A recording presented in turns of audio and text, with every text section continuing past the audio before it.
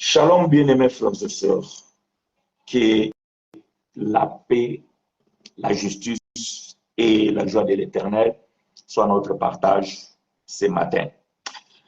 Bien-aimés frères et sœurs, nous sommes dans la joie de pouvoir savoir que chaque dimanche, nous sommes au rendez-vous. Nous bénissons l'Éternel pour la vie de chacun de nous, ainsi que Père de gloire, nous te sommes reconnaissants. Bien-aimés frères et sœurs, nous allons parler de l'évangile de la grâce comme tous les dimanches. Et nous avons dit, aussi longtemps que l'Éternel nous prêtera le souffle de vie, parce que nous savons que nous sommes pour un temps sur la terre, après nous devons passer. Alors voilà pourquoi nous savons que le souffle que nous avons, cela ne nous appartient pas. Il y a un propriétaire, c'est le Dieu, qui nous les prête, bien sûr, gratuitement.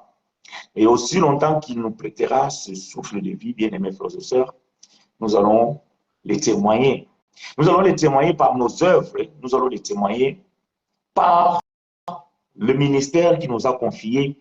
Nous allons les témoigner par la prédication de l'évangile de la grâce.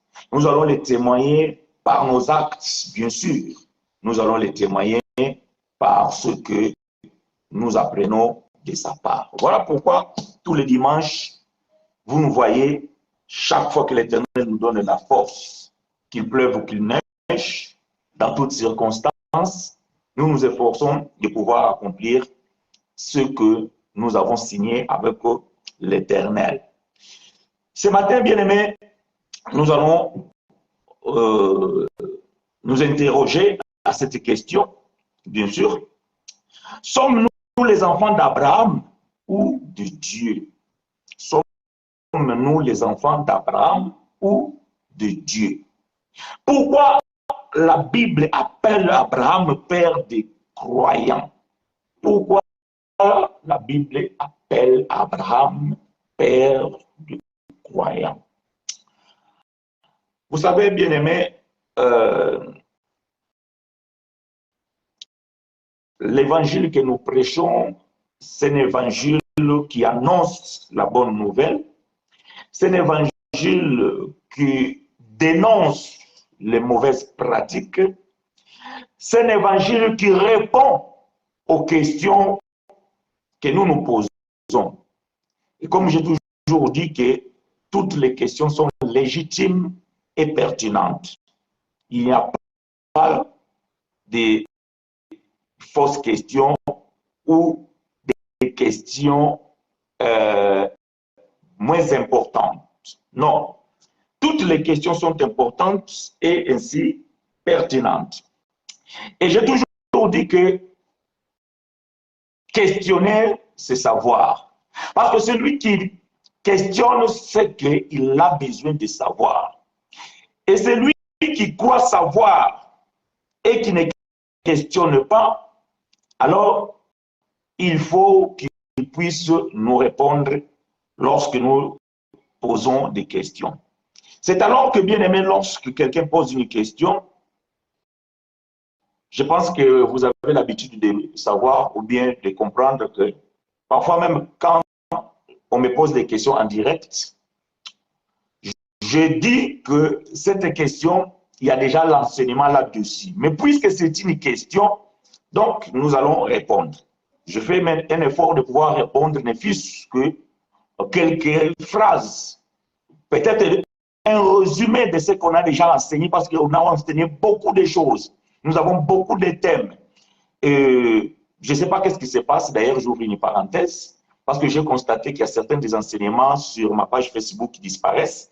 Alors je ne sais pas s'il y a un délai de conservation des enseignements, faute de temps, mais je vais faire un effort de pouvoir essayer de les archiver ou pouvoir les mettre en YouTube en espérant que là-bas puisse rester longtemps. Mais bon, peu importe ce que, bien aimé, nous sommes là pour pouvoir enseigner ces choses, même si ces enseignements disparaissent sur notre plateforme Facebook, mais aussi longtemps que nous sommes là, nous pouvons y revenir Et c'est ainsi, bien aimé, lorsque quelqu'un pose une question, donc il se fait que donc il n'a pas eu l'occasion de lire, ou plutôt d'écouter un enseignement déjà posé, ou peut-être que bon, il le cherche et il n'a pas trouvé. Alors nous avons l'obligation, bien aimé, de pouvoir répondre aux questions. Alors, sommes-nous les enfants d'Abraham ou de Dieu? Pourquoi la Bible appelle Abraham père de croyants? Sur ce deuxième volet, je vais essayer de parler sur la base d'une conversation, puisque il y a aussi nos frères musulmans qui se revendiquent être des enfants d'Abraham. OK? Bon, je les appelle des frères parce que nous sommes issus du même mère et du même père, selon la chair. Après, selon la foi, parfois nous ne sommes pas des frères, hein, que cela soit clair. Donc, quand nous appelons quelqu'un frère, tout cela dépend de la catégorie où nous voulons nous placer. Quand je vous appelle de frères et sœurs, c'est parce que nous avons la même foi. Et c'est alors, bien aimé, que de l'autre côté, étant donné nous sommes tous issus d'Adam, donc les musulmans aussi sont nos frères. Et pas dans la foi, parce que nous ne confessons pas la même foi. Alors, eux aussi se revendiquent être des enfants d'Abraham. Donc, dans le deuxième volet, je vais essayer d'expliquer la différence entre le croyant que sommes nous et nous revendiquons être les enfants d'Abraham, et les autres aussi, ils se revendiquent être les enfants d'Abraham. Mais de lors, nous allons répondre à cette question. Sommes-nous les enfants d'Abraham ou enfants de Dieu? Voyez-vous? Eh bien, mais nous aimons l'évangile de la grâce parce que l'évangile de la grâce répond aux questions, même lorsque la question peut-être peut apparaître difficile ou complexe. Mais Dieu, étant donné qu'il a déjà fait ces choses à sa manière et bien, parce qu'il n'y a rien de nouveau sous le soleil. Toutes sortes de questions que nous pouvons nous poser aujourd'hui, sachez-le que nos aïeux l'ont déjà posé. Et il y a aussi eu des réponses. Et nous nous basons sur ces réponses pour que nous puissions aussi répondre, bien que parfois nous pouvons l'amener dans notre contexte temporel. Mais sachez bien aimé que le bien-aimé aussi, ils étaient affrontés ou bien confrontés à ce genre de choses. Nous sommes bien-aimés dans le livre d'Ésaïe, chapitre 28, versets 9 à 10. Bien-aimé frère Ésaïe, le prophète, dans son livre, dans le chapitre 28, verset 9 à 10, Ésaïe, chapitre 28, verset 9 à 10, ça c'est connu de tous. La Bible dit ceci, je lis pour vous et avec vous. Ésaïe, chapitre 28, verset 9 à 10. Aidez-moi à écrire ces choses, bien-aimés frères et sœurs, et que l'Éternel nous soit favorable. Je lis pour vous et avec vous. À qui va-t-on enseigner ces choses? Ou bien à qui va-t-on enseigner la sagesse? À qui va-t-on enseigner à donner des leçons? Est-ce qu'à des enfants qui viennent d'être, c'est vrai, qui viennent de quitter la mamelle? Car c'est précepte sur précepte, précepte sur précepte, règle sur règle, règle sur règle, un peu ici, un peu là. Bien-aimé, j'aime bien cette question de bien-aimé frère Ésaïe, parce que cela, bien-aimé, nous donne une base de savoir comment enseigner ou comment parcourir les thèmes dans les sphères évangéliques.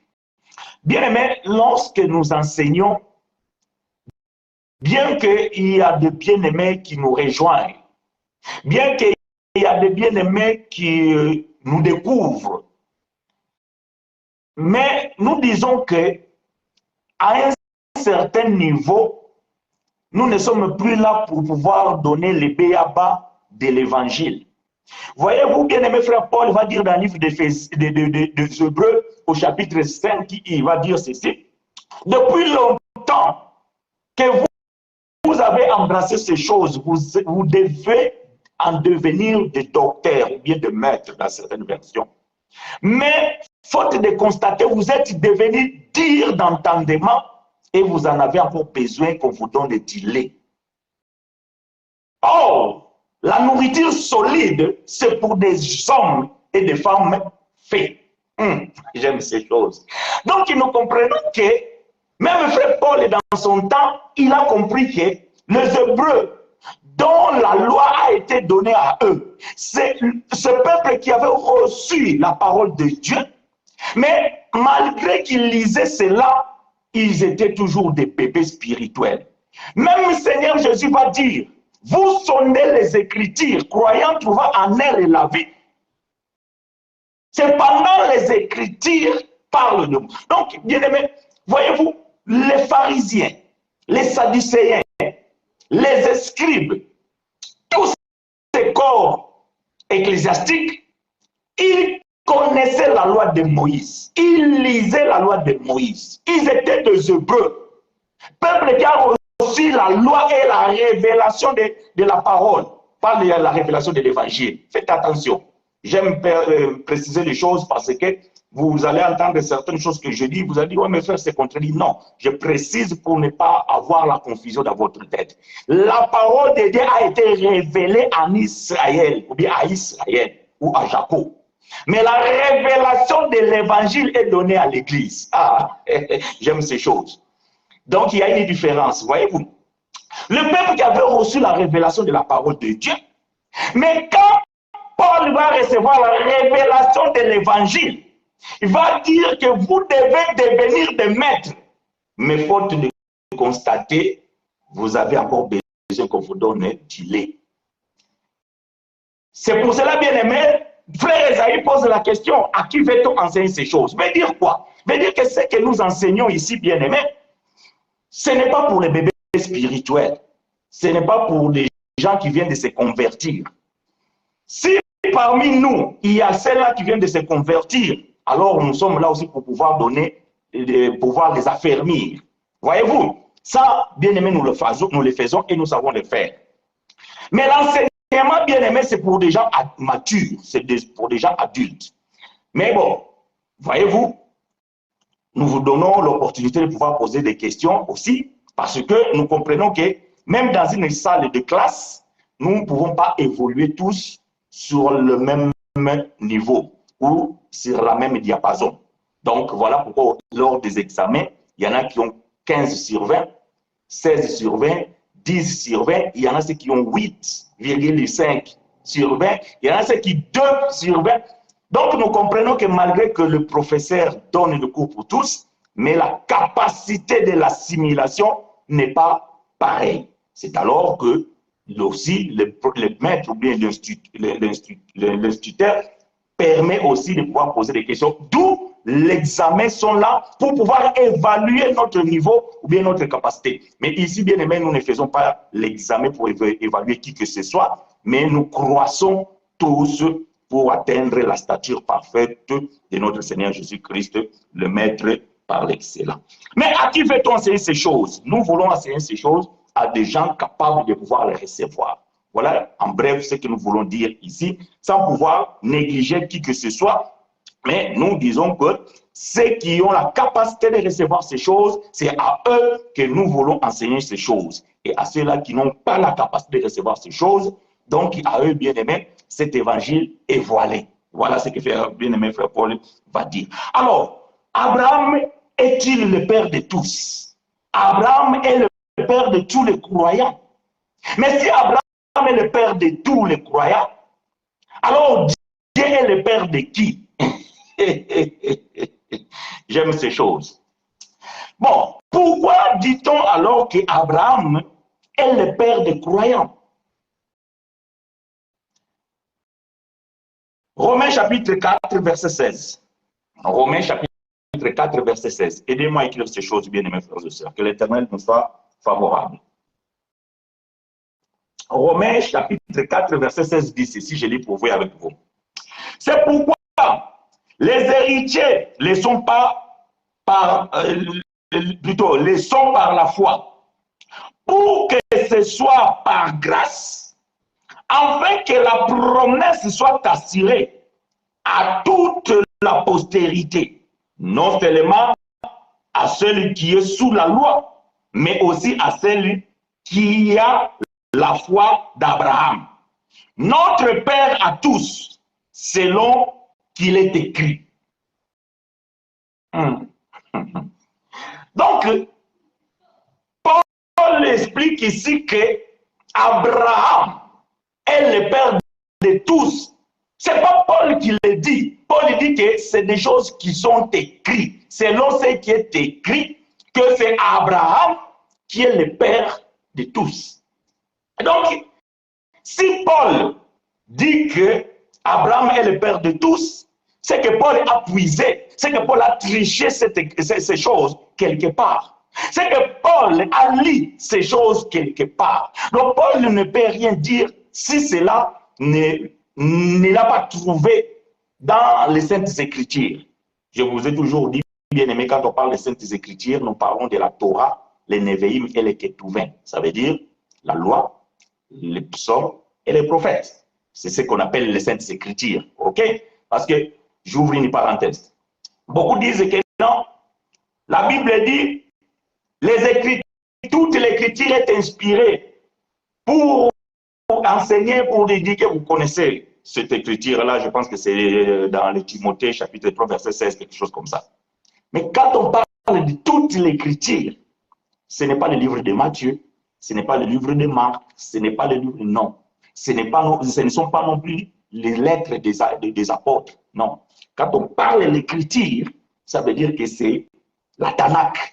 Ça veut dire que la loi, le psaume et les prophètes, c'est ce qu'on appelle l'écriture. Donc ici, Paul dit que selon ce qui est écrit, et ce qui est écrit, c'est écrit dans l'écriture. Donc ça veut dire que nous devons aller trouver dans l'écriture ce principe-là que Abraham est le père de tous.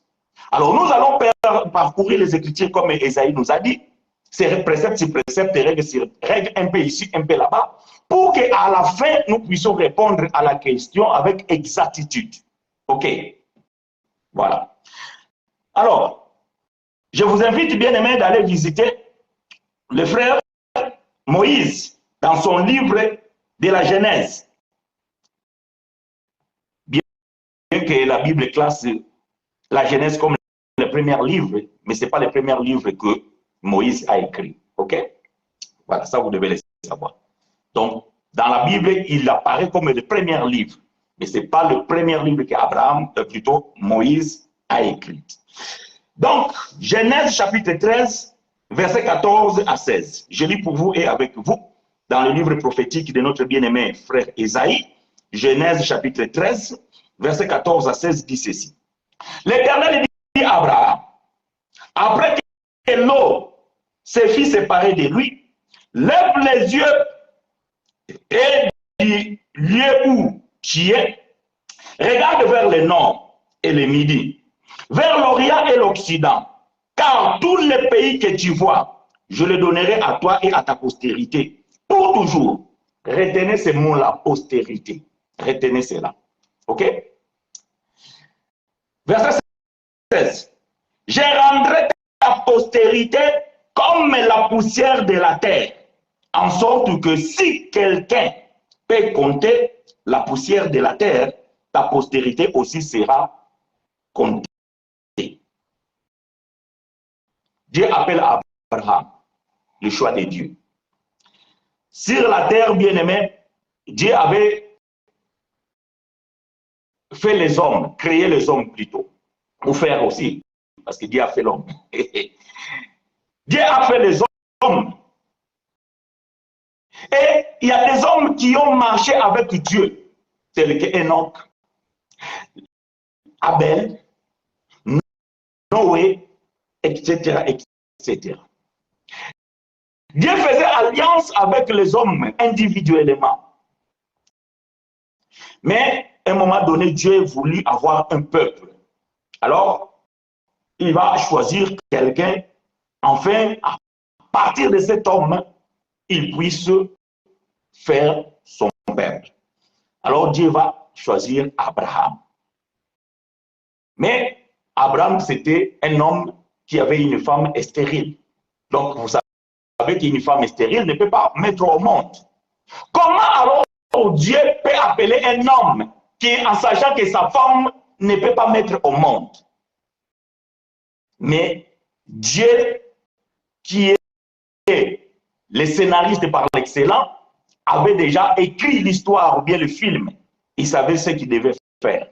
Il va appeler Abraham, il va faire cette promesse que c'est en toi, c'est à toi que j'ai choisi et à ta postérité. Or, la postérité, c'est ce qui vient dans les entrailles d'un homme. Mais Dieu va appeler Abraham. Prêtez-moi attention, donnez-moi vos oreilles. Dieu va appeler Abraham. Et il va le faire montrer les sables de la terre, de la mer ou des sables. Hein? Zélo, en lingala. Et Dieu va dire à Abraham que je ferai ou bien je rendrai ta postérité comme la poussière de la terre. Bien aimé. Même si vous prenez 1 kilo de la poussière de la terre et vous voulez commencer à compter chaque poussière, bien aimé, je ne sais pas si vous allez mettre combien de temps. Il faudrait que vous mettiez une machine. Même les machines, je ne sais pas si... Bon, aujourd'hui avec la technologie, on peut croire que tout est possible. Mais juste 1 kilo, si vous devez compter combien de degrés de sable se trouve, c'est des milliers. Mais Dieu va dire à Abraham que non, je ferai de ta postérité comme la poussière de la terre. Retenez ce terme-là, ce mot, poussière de la terre. OK?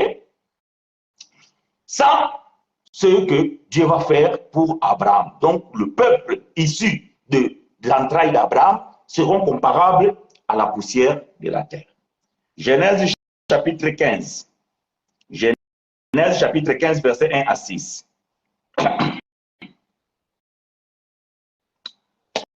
Genèse chapitre 15, verset 1 à 6. Je lis pour vous et avec vous, toujours dans le livre prophétique de notre bien-aimé frère Moïse, dans son chapitre 15, donc Genèse, disons le premier livre de la Bible, ou bien le premier livre de Moïse, pour que cela soit plus compréhensible. Mais comme j'ai dit que vous êtes des gens matures, adultes, donc vous savez déjà que Genèse, ce n'est pas le premier livre que Moïse avait écrit. Je lis pour vous et avec vous. Après ces événements, bon, de quel événement il s'agit ici? C'est que vous lisez la Bible, vous savez, Abraham, il a après combattu tout ça là et compagnie, donc ce qui s'est passé et tout. Donc, voilà.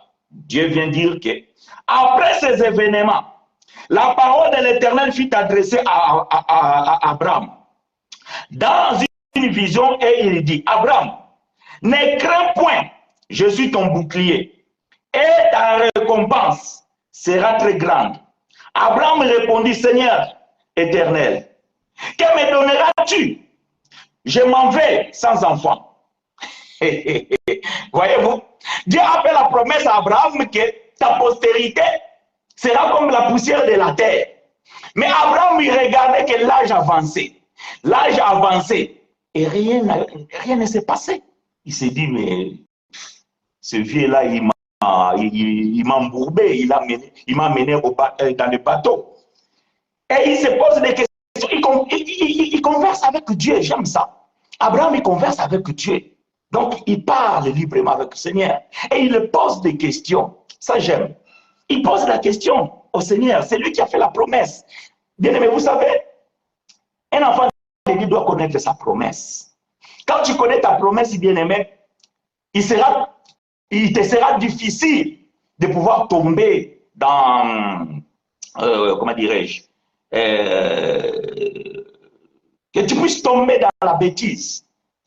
Ça sera difficile que tu sois ébranlé par des fausses doctrines. Parce que tu connais la promesse. Quand tu connais la promesse, bien-aimé, tu dois toujours espérer et tu dois avoir les signes de ces promesses. Et c'est alors que tu ne te poses pas de questions. Vous savez, aujourd'hui, les gens sont en train de chavirer. Bon, vous êtes pas les gens ne sont pas des bateaux, mais bon, c'est une expression. Les gens sont en train de chavirer. Les gens sont en train de se faire ébranler. Pourquoi? Parce qu'ils ne connaissent pas leurs promesses. Venez ici, tu auras les mariages. Venez ici, tu auras les visas. Venez ici, tu auras les papiers. Venez ici. Et aujourd'hui, tu es dans l'église, royaume de Mbandaka. Demain, tu es dans l'église, le pain qui descend du ciel. Aujourd'hui, tu es dans une église, le ciel est ouvert. Demain, tu es dans une église, la bénédiction tombe du ciel. En fait, tu cherches quoi? c'est que tu as besoin de quelque chose que tu ne trouves pas. Mais maintenant, comme tu n'es pas situé, puisque tu ne connais pas tu connais pas ta promesse, tu ne connais pas ce que Dieu a dit pour toi, tu es ébranlé et emporté de tout vent de doctrine. Tu n'es pas ferme, tu n'es pas fixé parce que tu ne connais pas ta promesse. Et c'est alors que tu te poses même des questions, tu fais des prières genre Seigneur, est-ce que tu m'as abandonné? Est-ce que je suis venu accompagner les autres sur la terre? Et pourquoi? Parce que tu es désemparé. Tu vois comme si les choses tardent. Mais quand tu connais la promesse, bien-aimé, tu dois garder la foi et la confiance. Alors Abraham, il a reçu la promesse, mais il s'inquiétait de sa vieillesse. Donc le temps passait. Alors il converse avec Dieu. Il dit, Seigneur, ok, tu m'as fait cette promesse. Tu m'as dit, oui, je serai père et ma postérité sera comme le sable de la terre. Mais j'ai une question à te poser. Je suis en train de partir. Je m'en vais sans enfant. Et l'héritier de ma maison, c'est Eliezer de Damas. Verset 3. Et Abraham dit, voici, tu ne m'as pas donné de postérité. Et celui qui est né dans ma maison sera mon héritier. Alors la parole de l'Éternel lui fit adresser ainsi. J'aime ça. Bien aimé, nous avons un Dieu qui parle. Nous avons un Dieu qui parle. Maintenant, la question c'est de se poser comment Dieu parle. Comment Dieu te parle. Voyez-vous? C'est un autre terme que nous pouvons développer aussi. Mais nous savons que Dieu parle. Mais comment est-ce que toi, tu entends la voix de Dieu? C'est ça. Comment toi, tu entends la voix de Dieu quand Dieu parle?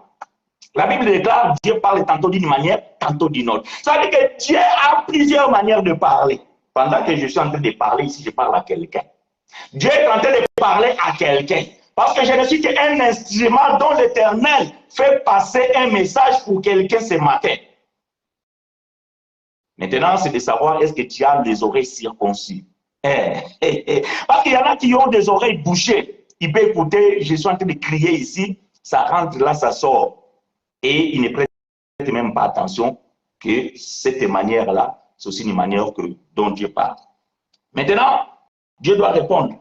Parce que quand nous posons des questions, Dieu parle. Nous avons un Dieu vivant, un Dieu qui parle. Nous n'avons pas un Dieu de statue.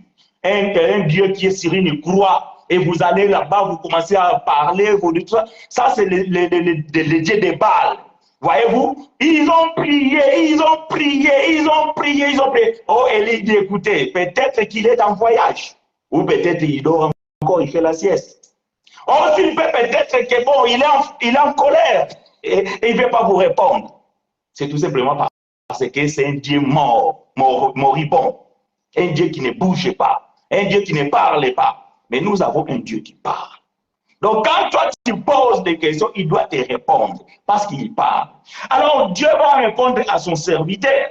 Alors la parole de l'Éternel lui fut adressée ainsi. Ce n'est pas lui qui sera ton héritier, mais c'est celui qui sortira de tes entrailles qui sera ton héritier. L'Éternel renouvelle la promesse. Ok? L'Éternel renouvelle la promesse. Il dit que l'héritier, ce n'est pas Eliezer de Damas. Et Dieu va appeler Abraham autrement. Il va lui dire encore, viens dehors, fais un tour avec moi. J'aime ça. Et après l'avoir conduit dehors, voyez-vous, c'est Dieu qui conduit Abraham dehors. Après l'avoir conduit dehors, il dit, regarde vers le ciel. Ah, j'aime ces choses. Et compte les étoiles, et si tu peux les compter. Et il lui dit, telle sera ta postérité. Abraham eut confiance à l'Éternel qui lui impita la justice. J'aime ces choses. La deuxième fois, Dieu appela Abraham dehors. Cette fois-ci, il ne lui présente pas la poussière de la terre. Non, il lui présente les étoiles du ciel. Et il dit, ta postérité sera semblable à ces étoiles-là. Si tu peux compter le nombre des étoiles, alors sachez-le que ta postérité sera semblable à ces étoiles-là. J'aime ça. Mais bon, la question qu'on peut se dire ici, mais Abraham, il n'était pas confus. Mais Seigneur, ma postérité sera la poussière de la terre ou les étoiles du ciel. L'autre fois, tu m'as parlé la poussière de la terre. Mais aujourd'hui, tu me parles les étoiles du ciel. Mais pourquoi? Bien aimé, tout ce qui se trouve dans la Bible a une explication. Ah, j'aime ça. Tout ce qui est dans la Bible, bien aimé, il y a une explication. Et ces choses doivent être expliquées par la révélation, par la prophétie, par la connaissance et par la doctrine. Si c'est fait, cela est possible. Alors, bien aimé, nous comprenons que Abraham, il aura une postérité. Mais la postérité d'Abraham est semblable à la poussière de la terre. La postérité d'Abraham est semblable aux étoiles du ciel. Bon, avant que nous puissions toucher la révélation, je vais donner une autre écriture dans Genèse chapitre 22 toujours. Donc nous sommes toujours dans le livre de Genèse. Genèse chapitre 22, nous allons lire verset 15 jusqu'au verset 18.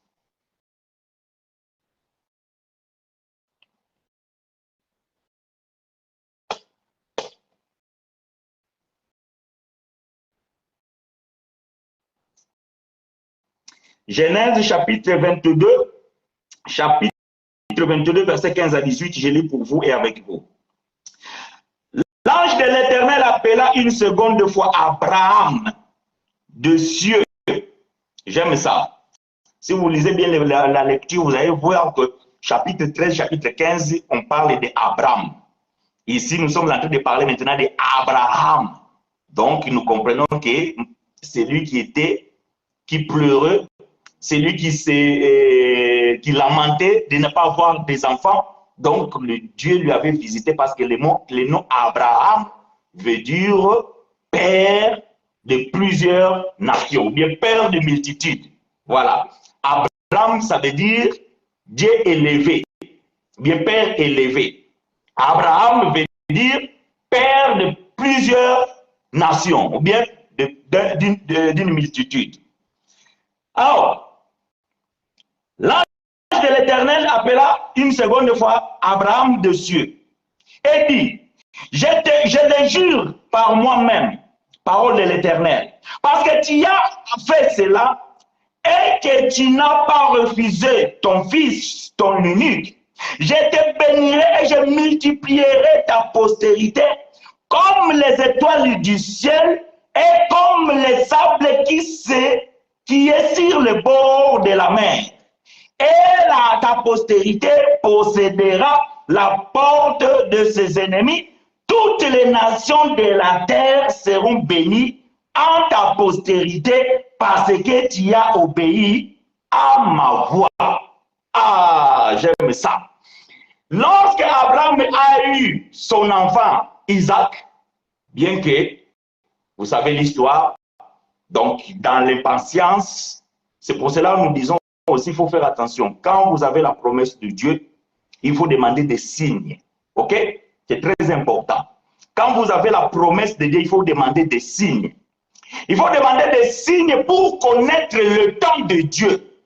Ne suffit pas de connaître ta promesse ou de connaître la prophétie. Ne suffit pas de savoir la volonté de Dieu pour ta vie. Il faut aussi demander des signes. Vous savez, je vais ouvrir une parenthèse 30 secondes. Après, je ferme. Je n'aime pas trop parler de moi. Mais bon, je vais ouvrir une parenthèse. La Bible dit, il n'est pas bon que l'homme soit seul.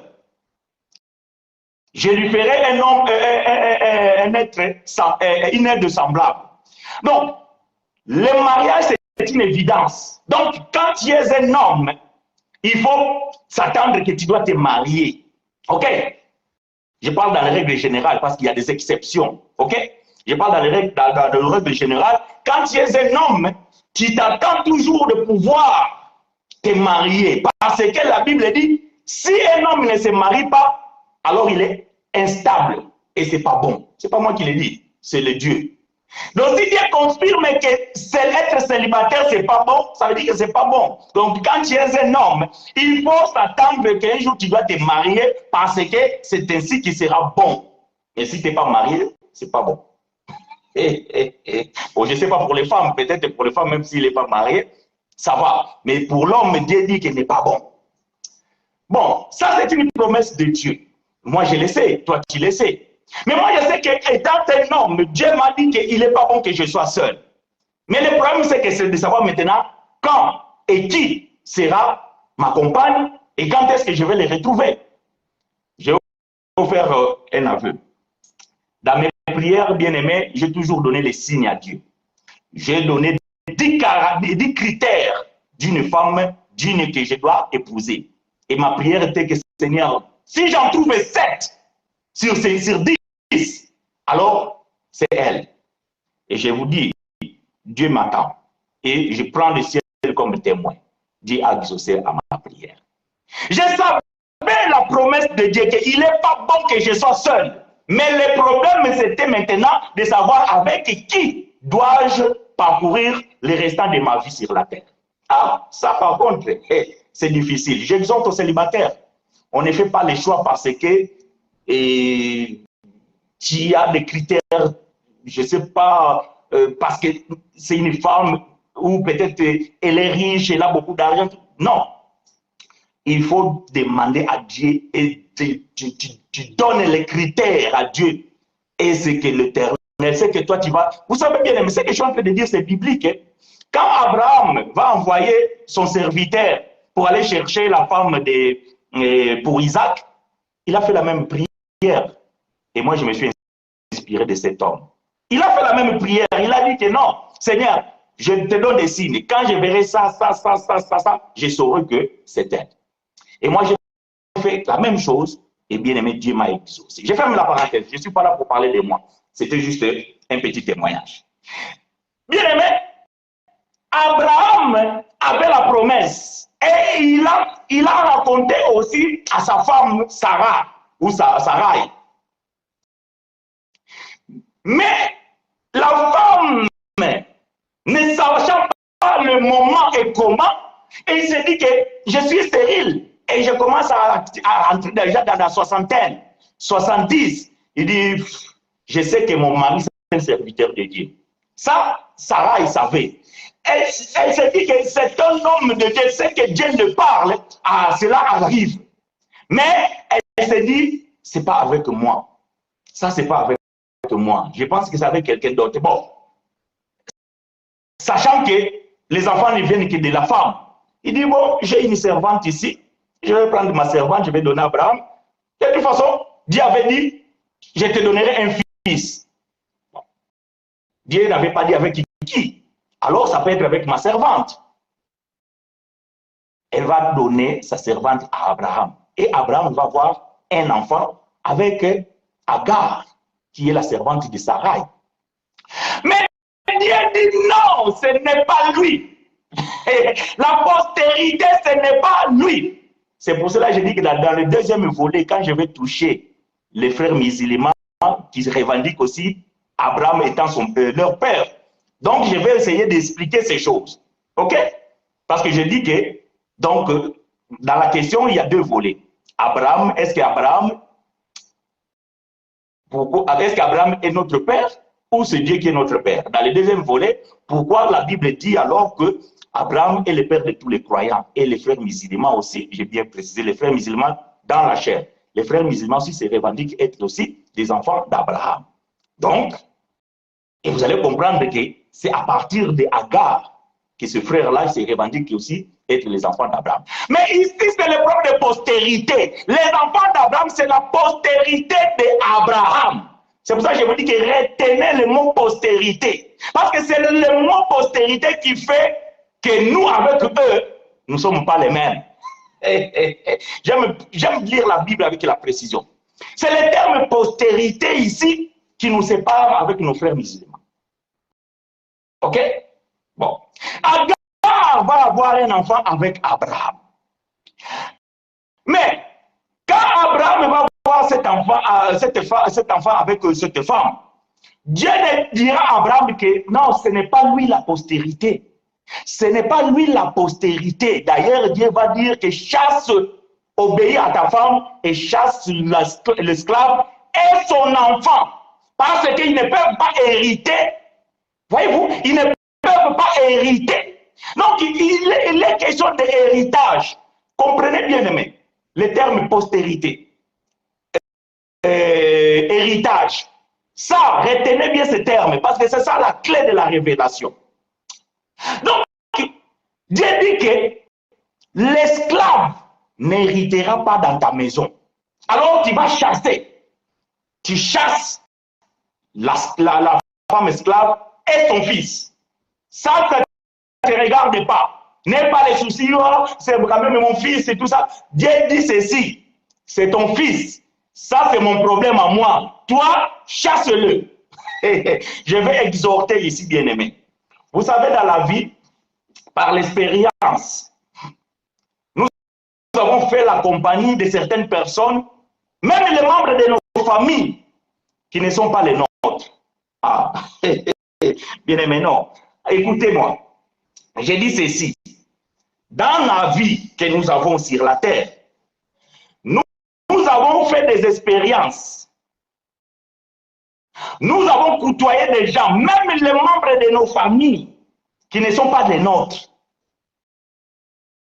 Et quand tu comprends que ces choses, quand tu comprends que cette personne-là ne t'aime pas, quand tu comprends que cette personne, malgré que c'est membre de ta famille, malgré que c'est ton ami d'enfance, malgré que je ne sais pas si c'est qui que tu as connu, ou ton tonton, ou je ne sais pas qui, mais quand tu comprends qu'il ne t'aime pas, quand tu comprends qu'il veut de mal de toi, quand tu comprends que c'est un sorcier, bien-aimé, mets-le dehors de ta vie, chasse-le, chasse-le. Ce n'est pas un problème. Oh, frère chinois, la Bible dit que l'amour, nous devons aimer nos ennemis. Non, ça c'est faux, c'est une fausseté. Vous lisez la Bible très mal. Jésus n'a jamais exhorté d'aimer ton ennemi. Non, jamais. Ah non, frère chinois, moi je vais te donner l'écriture. Oui, donne-moi l'écriture et je vais t'expliquer cette écriture. Parce que je sais que quelqu'un va dire non, frère chinois, c'est écrit dans la Bible. Oui, je le sais. Et quand je dis comme ça, je sais que c'est ce que je dis. Et si tu n'es pas d'accord, donne-moi cette écriture, nous allons faire l'exégèse de cette écriture. Non, n'aimez pas tes ennemis. Jamais. Un ennemi restera un ennemi. Tu ne peux pas l'aimer. Parce que lui, il ne t'aime pas. Même si tu t'efforces de l'aimer, lui, il ne t'aimera pas. Mets-le dehors. Mets-le dehors. Ne sois pas sentimental. Ah, c'est mon cousin. Non. Bon, s'il y a quelqu'un qui n'est pas d'accord avec moi, il n'y a pas de problème. Mais moi, je suis d'accord avec l'écriture. Dieu dit à Abraham, mettez-le dehors. Il n'est pas héritier. Il n'héritera pas avec le fils de la promesse. Ah! Donc, il y a un enfant de la promesse. Et c'est un enfant intouchable. Donc, toi, tu ne peux pas. Toi, tu ne peux pas. Toi, tu ne peux pas. Donc, vous ne pouvez pas vivre ensemble. Parce que tes promesses que tu as, l'ennemi est là. Vous savez, Abraham, il y avait des expériences déjà dans sa vie qu'il devait comprendre. Il avait son neveu Lot, par les sentiments. Il a dit, c'est le fils de mon tonton, je vais l'embarquer. Mais le fils de tonton, il a commencé à le faire la guerre. Voyez-vous, les sentiments qu'il avait à Abraham, laissez-moi exhorter, même si je finis pas l'enseignement d'aujourd'hui, nous allons revenir là dimanche. Mais ces choses sont très importantes dans la vie, bien aimé de savoir. Abraham, il avait des sentiments. Il a dit, c'est le fils de mon tonton. Je dois le prendre, je vais avec lui. Dieu m'a appelé. Mais Dieu avait dit que prends ta femme et tu sors. Ok? Prends ta femme et tu sors. Mais Abraham, il a pris sa femme et son neveu. Comme Abraham ne comprenait pas, Dieu dit que la promesse ne peut pas s'accomplir si ton neveu est toujours là. Mais Abraham ne comprenait pas ces choses. Alors, Dieu, dans sa souveraineté, va faire de sorte que les serviteurs d'Abraham et les serviteurs de l'autre ne s'attendent pas pour que la séparation arrive. Voyez-vous?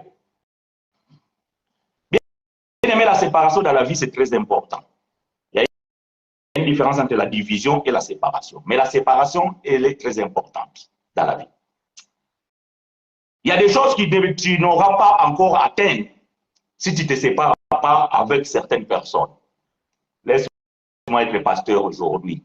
Hein, parce que quand nous restons dans le ministère apostolique, nous enseignons trop. Mais aujourd'hui, laisse-moi toucher un peu le ministère pastoral. Il y a des choses bien aimées dans la vie n'arriveront pas si tu ne te sépares pas de certaines personnes. Abraham, pour voir la promesse s'accomplir dans sa vie, il fallait qu'il se sépare avec Lot, qui était son neveu ou son demi-frère, si nous considérons dans d'autres façons de voir les choses. Et Dieu devait se séparer, ou plutôt Abraham devait se séparer avec Lot, pour que l'Éternel continue le voyage avec lui. Il y a certaines choses, bien aimé, tu vas t'arrêter sur le chemin, et là tu te poses des questions, mais pourquoi ceci, pour cela? Bien aimé, fais l'examen de ton entourage. Essaye de regarder. Je sais que ce n'est pas facile. Moi-même, je dis à la connaissance des choses, des choses. Je sais que ce n'est pas facile, mais c'est très important. OK? Ce n'est pas facile, mais c'est très important de le faire. Parfois, c'est douloureux même, mais c'est très important de le faire. Et cela, bien aimé, nous oblige de mettre les sentiments dehors. Il ne faut pas être sentimental. Parce que bien aimé, les sentiments, c'est quelque chose qui nous cause des torts. Et c'est par les sentiments que nous avons peut-être subi des conséquences. Et c'est par les sentiments que certains sont morts. Et c'est par les sentiments que certains ils ont gâché leur bonheur. Alors, les sentiments, bien aimés, c'est quelque chose qu'il faut faire attention. Abraham va se séparer de Lot. Ça, c'était une expérience qu'Abraham devait tirer des leçons. Mais il n'a pas tiré des leçons. Par les sentiments de sa femme, Abraham va engrosser la servante de sa femme.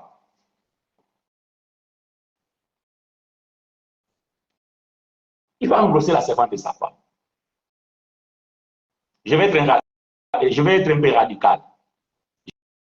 Je vais être un peu radical.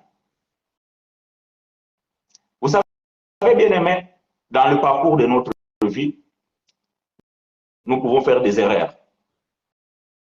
Nous pouvons peut-être y des relations et avoir des enfants. Et ces enfants, ils sont nés en dehors du mariage, bien en dehors du foyer.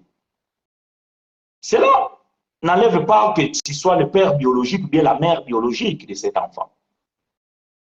Mais dans la vie, il faut comprendre une chose, bien aimée.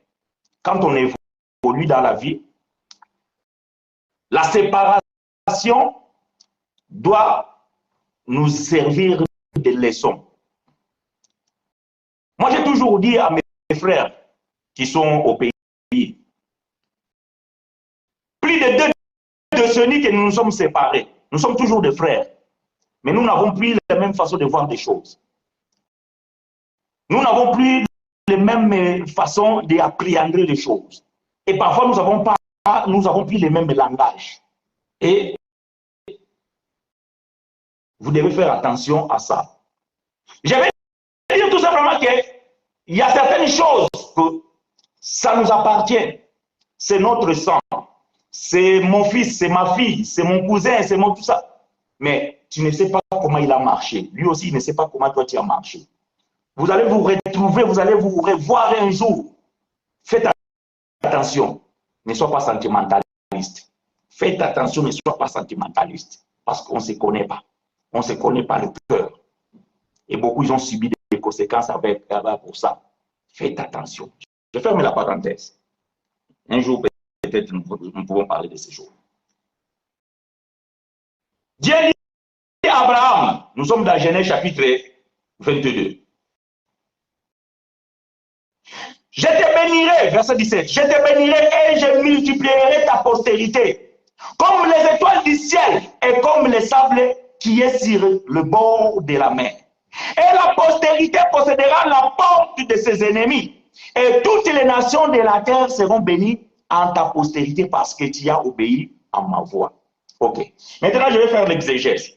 Voyez-vous, bien aimé, ici, quand vous lisez à partir du verset 1er, Dieu va appeler Abraham et il va dire que offre-moi ton fils unique. Mon frère bien-aimé, j'aimerais bien savoir comment toi tu comprends cette portion de l'écriture, Matthieu 5, 43. Vous avez appris qu'il était dit, tu aimeras ton prochain et tu haïras ton ennemi. Je vais lire ici, là. Sœur Ina Christiane, que l'Éternel te soit favorable, ma sœur bien-aimée. Tu sais comment je t'aime. Et j'aime ça. Bon, frère, la sœur pose la question, mon frère bien-aimé, j'aimerais bien savoir comment toi tu comprends cette portion de l'écriture, Matthieu 5, 43.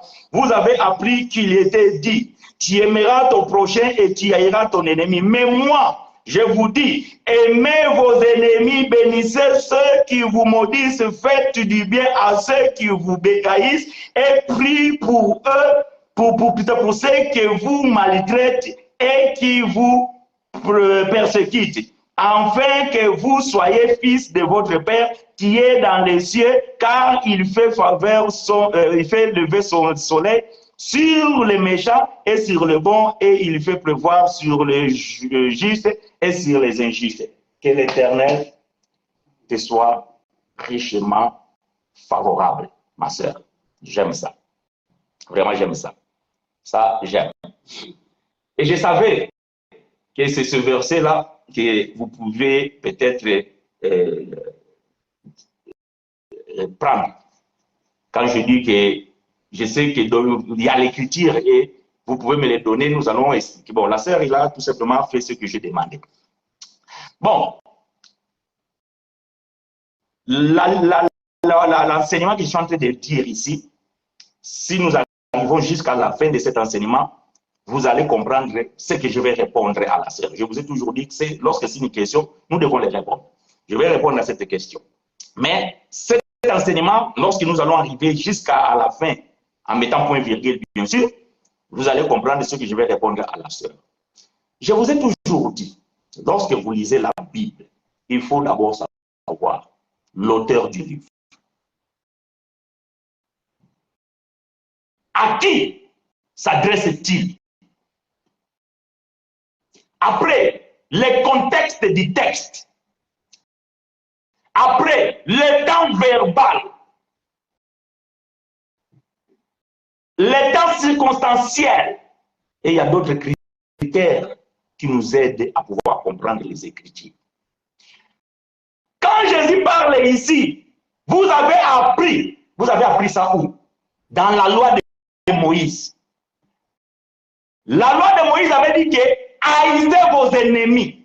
La question que nous nous posons, qui était l'ennemi d'Israël? Parce que Jésus ici ne s'adresse pas à l'Église. Et il ne s'adresse pas non plus à toi, ni à moi. Il s'adresse aux Juifs, les Hébreux. Il s'adresse aux Israélites. Ok, c'est pour ça que je dis que vous respectez le temps circonstanciel, le contexte du texte. Ok, j'ai dit parlez aux Juifs, parlez à Israël, aux Israélites. Parce que Moïse avait dit quoi? Moïse avait interdit qu'un Hébreu ne peut même pas se marier avec un étranger.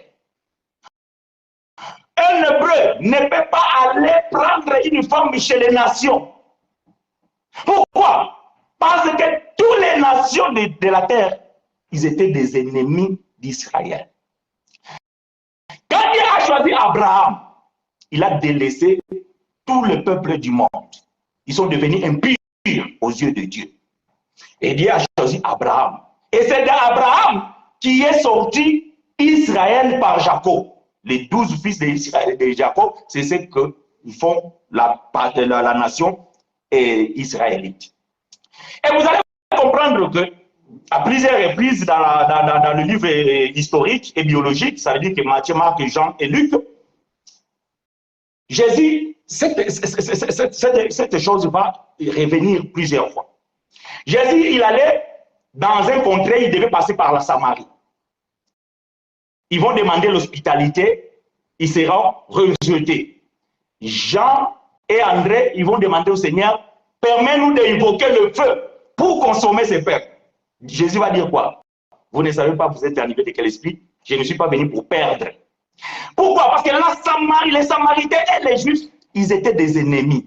Ah, écoutez-moi très bien. Écoutez-moi très bien. Je suis en train de répondre la question de la sœur dans son livre de Matthieu qui vient de nous donner au chapitre 5. Je suis en train de répondre à la question. Les Samaritains et les Juifs, ils étaient des ennemis. Ils ne s'entendaient pas. Jean chapitre 4, la femme samaritaine et Jésus. Pourquoi demandes-tu de l'eau à moi, une samaritaine? Or que vous les Juifs et nous les Samaritains, on ne s'attend pas. Nous sommes des ennemis. Jésus va prendre les 12, il va les envoyer. Allez dans la maison des brebis perdues d'Israël. N'entrez pas chez les Samaritains. N'allez pas chez les nations. Parce qu'ils sont des ennemis. Parce que Moïse avait interdit. Vous ne pouvez pas avoir liaison. Vous ne pouvez pas avoir l'amitié avec ce peuple. Parce que ce sont des ennemis. Et ce qui pose l'inimitié entre vous et nous, entre eux et nous, c'est la loi. Et Éphésiens chapitre 2, verset 13, en descendant, Paul va dire qu'il a dérobé le mur de séparation et l'inimitié. Donc la loi, quand il a donné la loi à Israël, Israël est devenu ennemi de tous. Parce que les autres n'avaient pas la loi. Ce qui faisait la séparation, c'était la loi. Et ils sont devenus des ennemis. Mais quand Jésus parle ici, je reviens maintenant dans Matthieu chapitre 5, Jésus est un prophète. Jésus savait qu'après la mort, ce que nous appelons les Samaritains là, des ennemis, ne seront plus des ennemis. Parce que c'est avec eux et vous les Juifs que je vais faire un peuple qu'on appellera l'Église. Donc, quand Jésus dit que vous avez appris dans la loi à haïr vos ennemis, donc les ennemis c'était des Samaritains, des Égyptiens, des Syriens, tous ces peuples-là qui n'avaient pas la collaboration, bien l'amitié avec Israël, ils étaient des ennemis selon la loi que Moïse avait donnée. Voilà pourquoi Jésus dit que vous avez appris. Ok? C'est bien ça. Je ne sais pas. C'est ça. Vous avez appris qu'il est dit, tu aimeras ton prochain et tu haïras ton ennemi. Vous avez appris que Moïse avait dit ça. Mais moi je vous dis, pourquoi Jésus dit que moi je vous dis? Parce que Jésus savait qu'après sa mort, il va faire tomber le mur de séparation qui causait l'inimitié, qui était la loi, et il va faire un autre peuple issu de deux. Éphésiens chapitre 2. Je n'ai pas le temps de lire. Vous pouvez lire Éphésiens chapitre 2 à partir du verset 12 jusqu'à 18. Vous allez comprendre ce que je suis en train de dire ici. Voilà pourquoi Jésus dit que vous ne devez pas haïr ce peuple-là, vos ennemis. Ne les maudissez pas, parce que c'est aussi la postérité d'Abraham. C'est aussi les enfants de Dieu, ils sont là-dedans. Mais le temps n'est pas encore arrivé. Voilà pourquoi quand les autres demandaient le feu pour consumer le peuple de Samarie, Jésus dit non, non, non, non. Vous ne savez pas. Voilà pourquoi l'histoire de la femme samaritaine, vous allez voir que la femme samaritaine va aller témoigner. Il va aller témoigner. Et il a vu le prophète. Mais ils étaient des ennemis physiquement comme ça. Et Jésus dit que bénissez-le.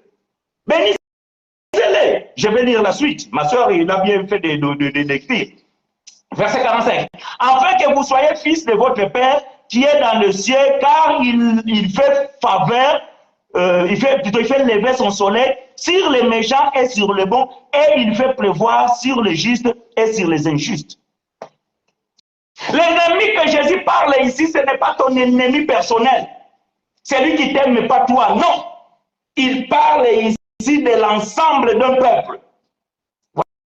Voyez-vous, il parle ici de l'ensemble d'un peuple. Il ne faut pas les maudire. Il ne faut pas les haïr. Parce que demain, ils seront nos frères. Mais je dis ceci. Toi, moi, si tu as quelqu'un qui ne t'aime pas, s'il y a quelqu'un qui ne t'aime pas, ne le fais pas confiance. Ah frère, je suis clair ici, hein? Je ne peux pas être plus clair que ça. Je répète, ne sois pas sentimentaliste. Ne sois pas sentimentaliste. C'est ça qu'on dit, sentimentaliste, j'espère. Non. Si quelqu'un ne t'aime pas, ne sois pas sentimentaliste. Oh, je vais prier Dieu, Dieu va le convertir, tout ça là. Dieu fait grâce à celui qui veut, miséricorde à celui qui veut. Ne dépend pas de ta prière. Ce n'est pas ta prière qui va changer un ennemi, un sorcier, un assassin, quelqu'un qui veut te tuer, quelqu'un qui veut te faire du mal. Ce n'est pas ta prière qui va le changer. Si Dieu ne le fait pas grâce, rien. Rien. Si la personne s'est convertie, il a changé et que tu as la certitude qu'il a changé, qu'il est devenu quelqu'un de bien, c'est ton frère. Parce que vous confessez la même foi. Mais sinon, il restera ton ennemi. Peut-être le terme ennemi qui fait que peut-être c'est un peu nouveau. Non. Donc, sœur Christiane, voilà comment j'explique cette portion de l'écriture. Donc, dans le contexte dont Jésus parlait là, il parlait par rapport au peuple des autres nations. Il ne parlait pas que vous, là, personnellement, si vous avez un ennemi, et non. D'ailleurs, Paul va dire quoi? Fuyez au milieu d'eux. Fuyez au milieu d'eux. Ce sont des injustes. Quelqu'un qui ne veut pas que tu progresses. Quelqu'un qui ne veut pas que tu... C'est un injuste. Il faut fuir. Il faut se séparer. Ça veut dire que fuyer au milieu d'eux, sépare-toi d'eux. Sépare-toi d'eux. Ne sois pas trop religieux. Hein? Ne sois pas trop religieux. Non, non, moi j'ai la foi. Moi j'ai le Saint-Esprit. Mais en quoi consiste donc l'amour et le pardon? Le Seigneur nous dit demain, notre prochain est pardonné 70 fois.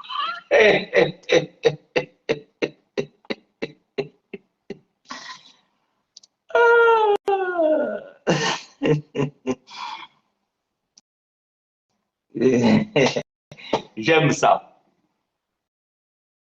Tu vois, ma soeur?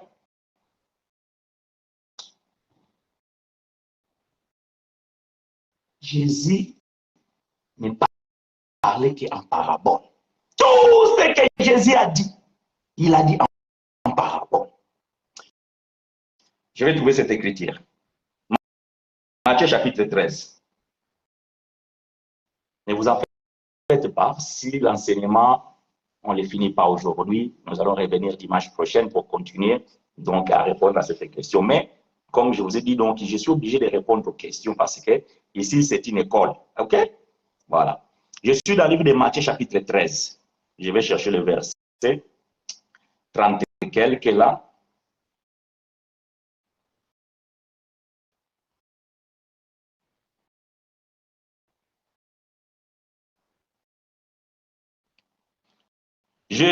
Matthieu chapitre 13, verset 34. La Bible dit ceci. Matthieu 13, verset 34. Jésus dit à la foule toutes ces choses en parabole. Il ne lui parlait point sans parabole. Ce n'est pas moi qui l'ai dit, c'est la Bible. La Bible dit tout ce que Jésus disait, il le disait en parabole. Et il ne le disait point sans parabole. OK? Maintenant, la sœur Christiane dit que à quoi consiste l'amour et le pardon? L'amour de qui? L'amour de l'homme ou l'amour de Dieu? Ah, bon, l'amour de Dieu surpasse l'entendement. Mais l'amour de l'homme, elle est limitée. OK? L'amour de l'homme, il est limité. Donc, si vous prenez le mot amour et nous voulons l'appliquer comme Dieu l'applique sur les hommes, nous allons échouer et nous allons avoir beaucoup de conséquences dans la vie. Parce que nous ne sommes pas des dieux comme Dieu suprême. Nous sommes limités. Mais peu importe, ce n'est pas là la question.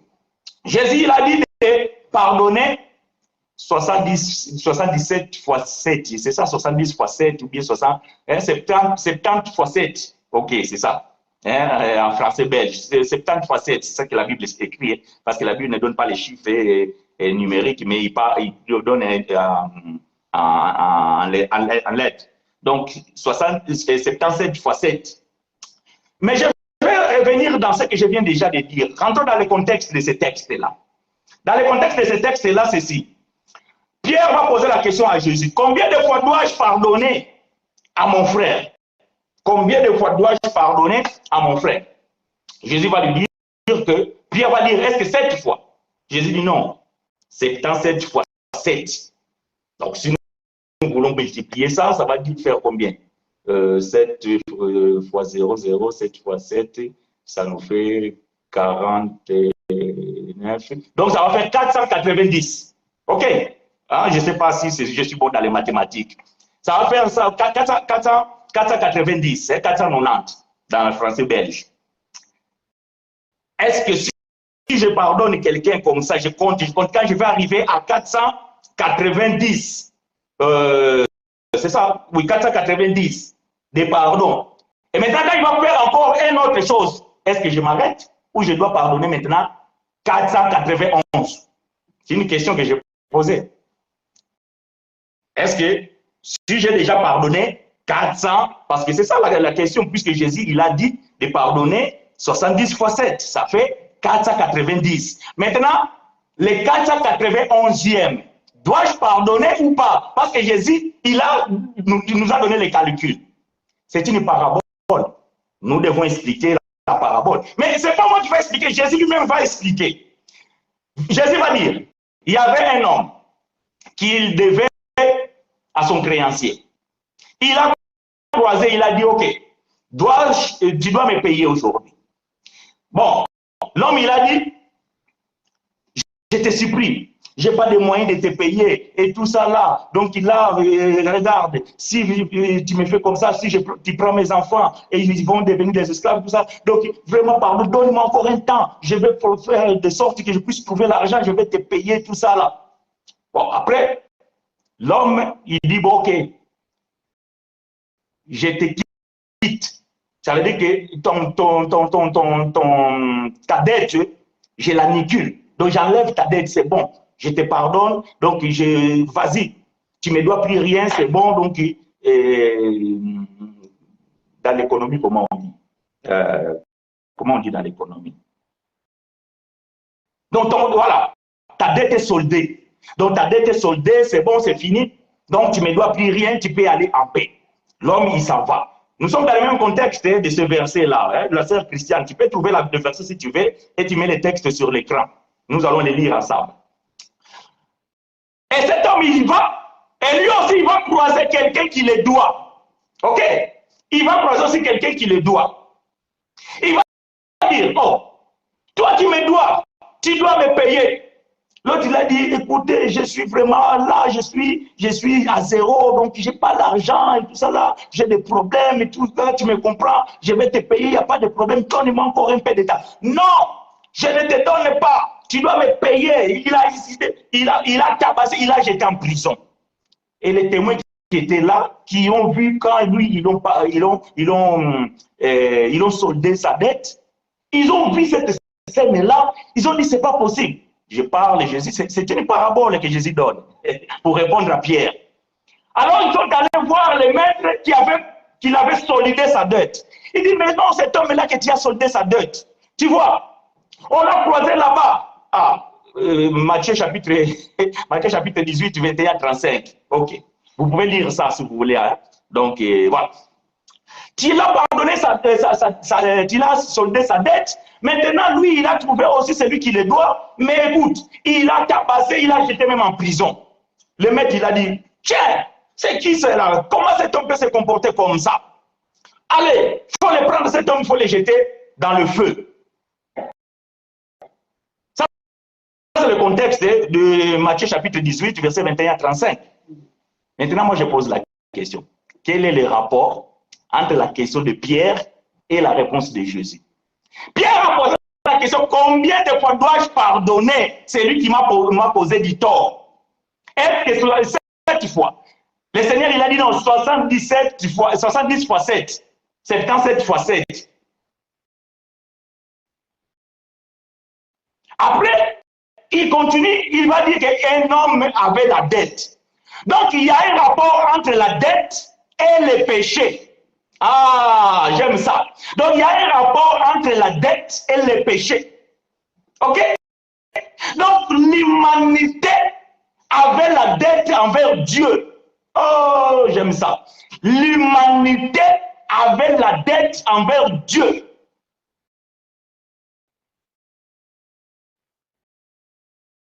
Est-ce que vous comprenez?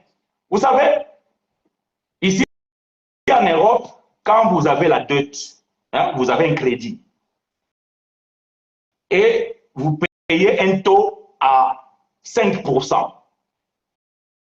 Donc, tout au long de votre crédit, pendant 10 ans, vous allez payer autant par rapport au taux emprunté. Voyez-vous? Mais si le marché se bouscule et le taux d'emprunt baisse à 3%, vous pouvez vous faire racheter votre dette à une autre banque pour bénéficier du taux de 3% par rapport à votre crédit qui était de 5%. Bon, je ne suis pas un économe, mais j'espère que vous allez me comprendre. Donc, cette banque qui va racheter votre dette, il va vous soulager. Et si vous avez un endettement peut-être de 10 ans à 1000 € par mois, vous allez voir peut-être maintenant, vous allez continuer à avoir le 10 ans d'endettement, mais vous allez peut-être payer maintenant 800 € parce que votre taux d'emprunt est baissé à 3%. Donc, la banque, il a racheté votre dette. Oh, racheté. Or, le terme racheté, Galates chapitre 4, verset 4-5, la Bible dit ceci.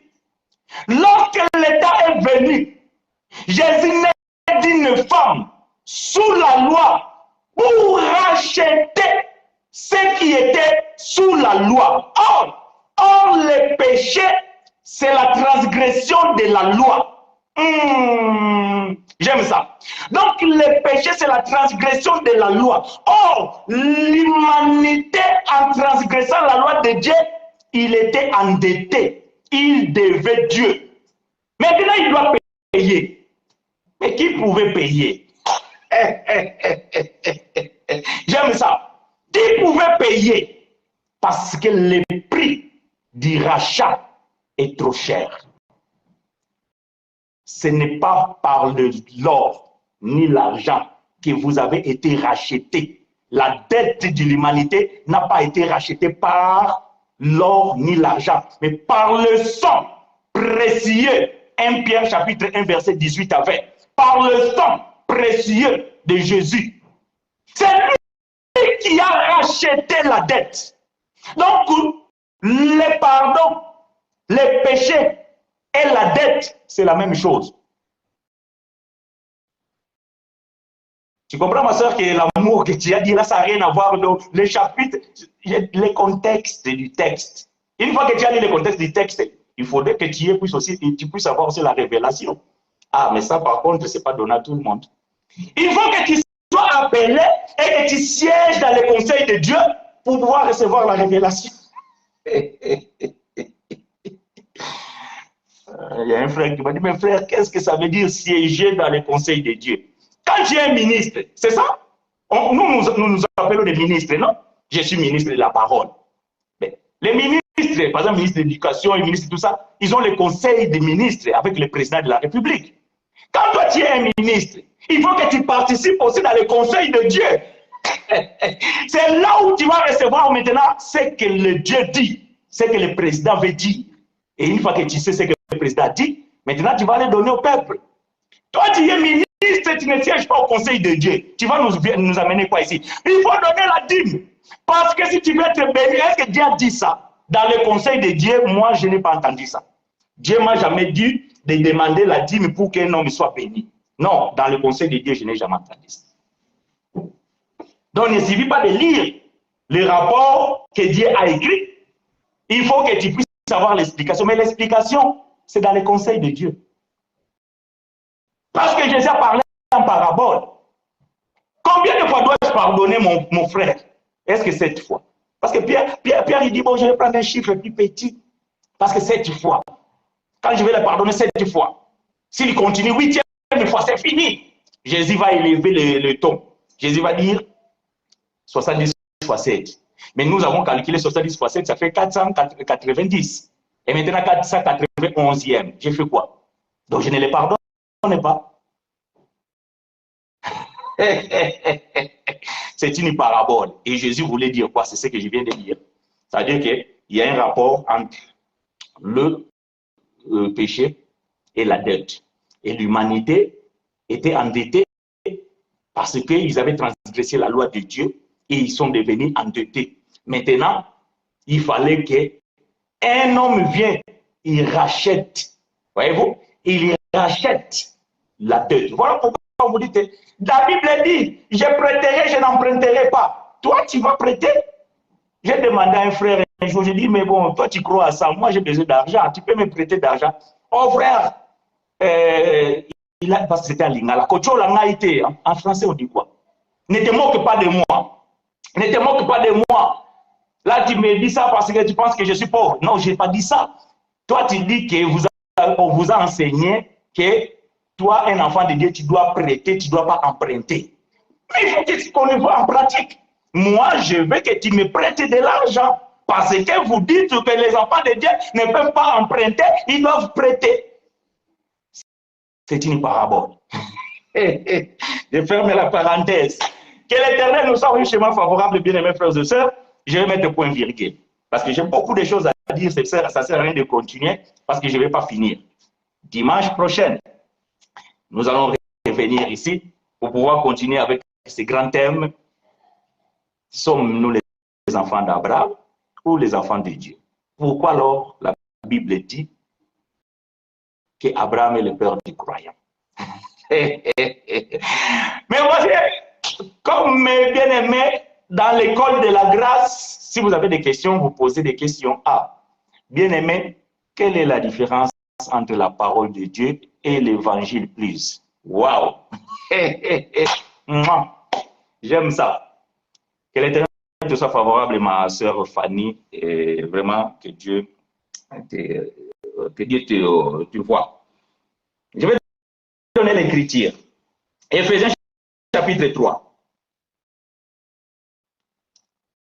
Éphésiens chapitre 3. La sœur veut savoir la différence.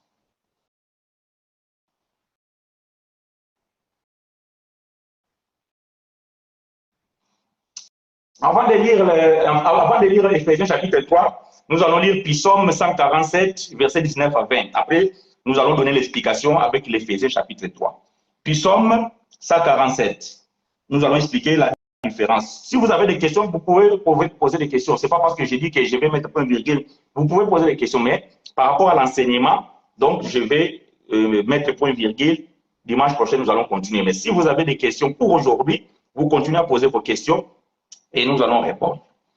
Psaume 147.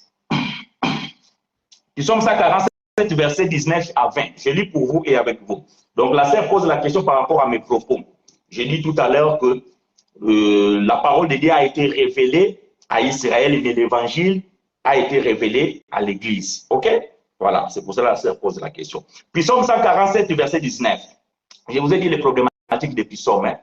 Dans certaines versions, peut-être c'est 146 ou c'est 148. Donc voilà, si vous ne trouvez pas ce que je suis en train de lire, essayez de voir sur 146 ou sur 148 parce que psaume, bon, ça dépend de la Bible que vous avez.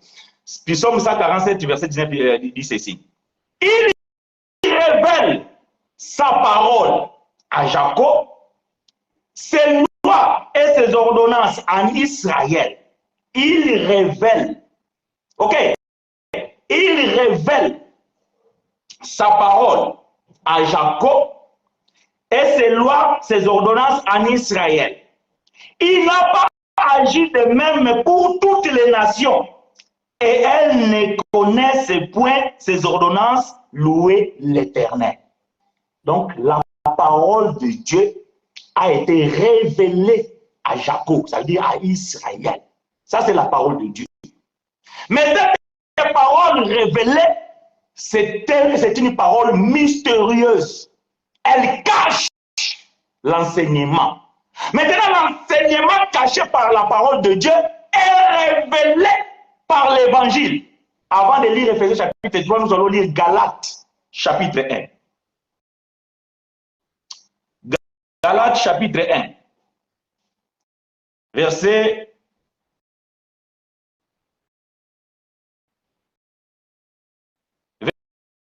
11 à 12.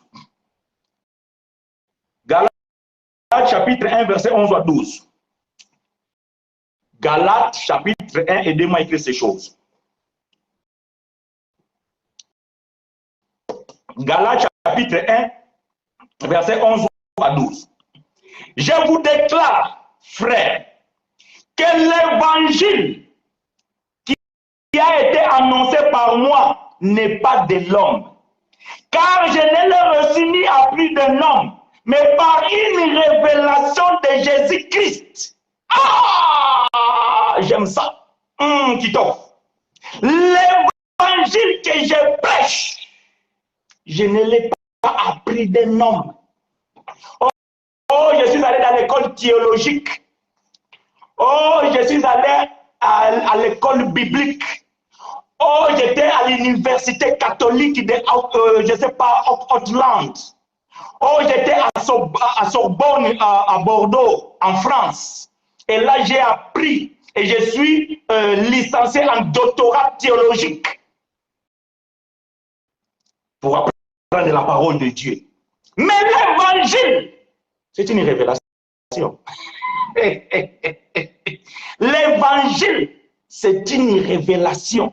Et Paul dit que l'évangile que je prêche, l'évangile que frère chinois prêche, je ne l'ai appris de personne. Ah, frère, toi aussi, tu es prétentieux, tu es orgueilleux. Oh.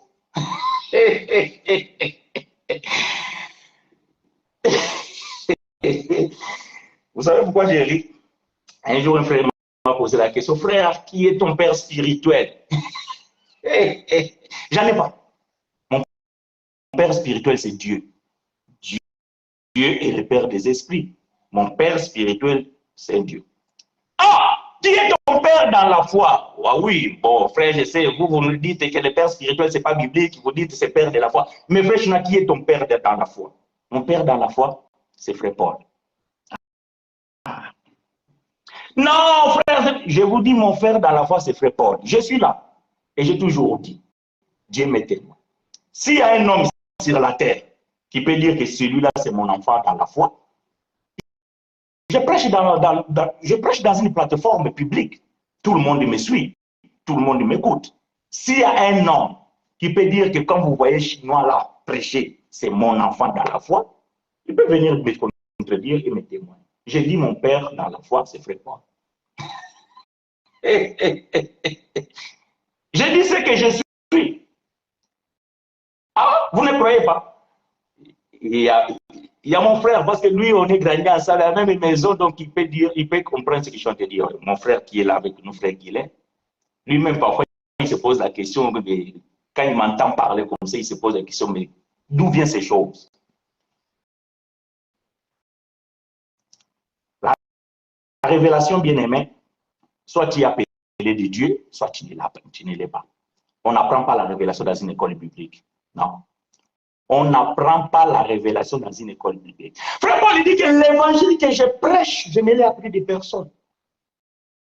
C'est une révélation du Seigneur Jésus-Christ. Écoutez maintenant Éphésiens chapitre 3. Éphésiens chapitre 3. Verset 1er. Je vais descendre jusqu'à, je ne sais pas où, 6 ou 7, je vais m'arrêter là. Mais je vais lire. Éphésiens chapitre 3, verset 1. À cause de cela, moi, Paul, les prisonniers de Christ pour vous païens, si du moins vous avez appris quelle est la dispensation de la grâce de Dieu qui m'a été donnée pour vous, c'est par la révélation que j'ai eu connaissance du mystère sur laquelle vient d'écrire un peu de mots. En les lisant, vous pouvez vous représenter l'intelligence que j'ai du mystère de Christ. Mystère. Donc la parole de Dieu, c'est un mystère. Mais ce mystère-là, cette parole-là cache le mystère de Christ. Voilà pourquoi nous disons que la Bible, il est christocentrique. Oh frère chinois, ce mot-là encore, c'est où ça vient, d'où, qu'est-ce que ça veut dire? Le mot christocentrique, ça veut dire que Christ, c'est le centre de toute la prophétie biblique. Ok? C'est ça. Christocentrique, ça veut dire ça. Christ est le centre de toute la prophétie biblique. C'est-à-dire que quand tu lis la Bible, la parole cache Christ. Quand tu lis, tu vois, par exemple, nous sommes en train de parler d'Abraham. Peut-être dimanche prochain, nous allons révéler qui est le véritable Abraham. Abraham cache Christ. Ok? Donc, Christ est le centre. Attends, Éphésiens, il est disparu, je vais le retrouver. Christ est le centre de toute la prophétie biblique. Donc, Paul dit que vous allez comprendre le mystère, représenter l'intelligence que j'ai du mystère de Christ. Verset 5. Il n'a pas été manifesté au Fils de l'homme dans les autres générations. Ah! Dans les autres générations, c'est quelle génération? Les générations d'Abraham, de Moïse, de Daniel, de David, de Salomon, d'Enoch, d'Abakouk, de je ne sais pas qui. Donc, dans leur génération, Paul dit que cette révélation n'était pas manifestée, donc c'était caché. Oh. Mais Moïse n'a pas reçu la parole. Osée n'a pas reçu la parole. Ésaïe n'a pas reçu la parole. Oui, mais la parole qu'ils ont reçue était un mystère. Maintenant, Paul dit que la révélation de ce mystère n'a pas été donnée à eux. J'aime ça. Paul dit, je reviens, verset 5, il n'a pas été manifesté au Fils des hommes dans les autres générations, comme il a été révélé maintenant par l'Esprit aux saints apôtres et prophètes de Christ. Verset 6. Ce mystère, c'est que les païens sont cohéritiers, forment un même corps et participent à la même promesse en Jésus-Christ par l'évangile. Est-ce que ma sœur Fanny, tu me comprends? La différence entre la parole et l'évangile n'a pas été manifesté. En fait, la question de la sœur, en fait, c'est la conclusion de l'enseignement d'aujourd'hui. Voyez-vous?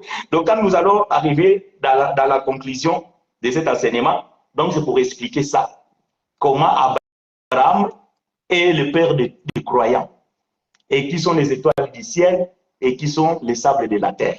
Voilà ce mystère qui est écrit, que Paul explique. C'est pas moi. Moi, je fais juste répéter ce que Paul a expliqué. C'est frère Paul qui explique qui sont les étoiles du ciel et qui sont les sables de la terre que Dieu avait promis à Abraham. Donc, la sœur Fanny pose une question, mais je suis obligé de la répondre. Mais une partie de la réponse de sa question répond déjà à la question que nous nous sommes posée, comment Abraham est-il le père de tous les croyants? Parce que Abraham, c'est lui qui a mélangé les étoiles du ciel et les sables de la terre. J'espère que j'ai répondu à ta question, ma sœur, mais que Dieu nous fasse grâce. Je sais que quand nous allons arriver à la fin, en fait, la fin, quand je dis la fin, nous ne mettons pas point, hein, mais quand je dis fin, c'est-à-dire que quand nous allons mettre point virgule de cet enseignement, je pense que par rapport à ta question, tu vas encore mieux comprendre cette différence. Mais je vais essayer de revenir peut-être un jour pour pouvoir expliquer la différence entre l'ancienne alliance, la nouvelle alliance, la loi et la grâce, Moïse, Jésus-Christ et les testaments, tout ça là. Je vais faire un résumé pour pouvoir encore rafraîchir nos mémoires. Parce que de temps en temps, donc, il faudrait que nous revenions dans ces choses pour pouvoir expliquer ça, parce que Ça, c'est la clé de l'évangile, de la compréhension de l'évangile de la grâce. Ça veut dire que la clé, c'est de comprendre la différence entre les dispensations. Voilà pourquoi nous disons, quand vous lisez l'Ancienne Alliance, faites attention, si vous voulez mettre en pratique de suite ce que vous lisez, vous allez devenir un juif ignorant. Donc, tu vas vouloir pratiquer la loi, alors que ces choses sont devenues, ces choses-là sont de l'ombre des choses à venir, mais le corps est en Christ. Ça veut dire que ces choses sont là pour pouvoir nous expliquer et pour que nous puissions l'interpréter, mais pas pour que vous puissiez mettre en pratique. Voilà pourquoi, quand nous parlons ici que la dîme, les baptêmes dans les eaux, les jeûnes et prières, toutes ces choses-là, ce sont des choses de la loi mosaïque que nous, dans la grâce, n'a pas lieu d'y être. Donc, vous ne pouvez pas comprendre si vous ne comprenez pas d'abord les principes. Voyez-vous, d'abord, vous comprenez les principes, les bases de l'évangile de la grâce, c'est de comprendre la différence entre la loi et la grâce, entre l'ancienne alliance et la nouvelle alliance. Une fois que vous avez compris ça, vous allez voir que la compréhension de l'évangile de Christ, ça va être clair.